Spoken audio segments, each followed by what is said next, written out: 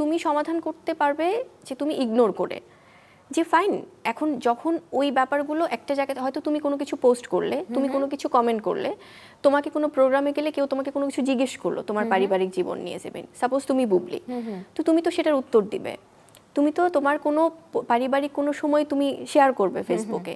But ওটার পরপরই তো এই ঘটনাগুলো ঘটে। তো আমার মনে হয় যে এই জিনিসগুলো যেখান থেকে ঘটানো হচ্ছে সেখানে এই নোংরামিটা বন্ধ করে, হিংসাত্মক মনোভাবটা বন্ধ করে ওখান থেকে স্টপটা না হলে এটা তো তুমি ইউ ক্যান নট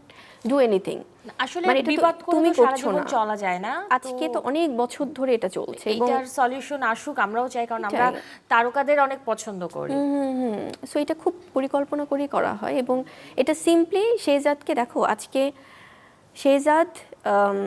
শাকিব খানের সন্তান এবং শাকিব খান বাবা হিসেবে প্রচণ্ড ভালোবাসে শেহজাদকে এবং তার 2 সন্তানকেই। তো সেখানে শেহজাদ যদি জন্মদিনের কোনো কিছুর আমি পোস্ট শেয়ার করি, এটা নিয়েও খুব মজা করা হয়, মানে কতটা নোংরা আর হিংসাত্মক মনোভাব হলে সে তো তার বাবার সাথে জিনিসগুলো শেয়ার করছে, তখন বলবে কি একটা গ্রুপ দিয়ে তারা এটা কি অফিসে নাকি এটা কি বাসাতে নাকি এটা কোথায়,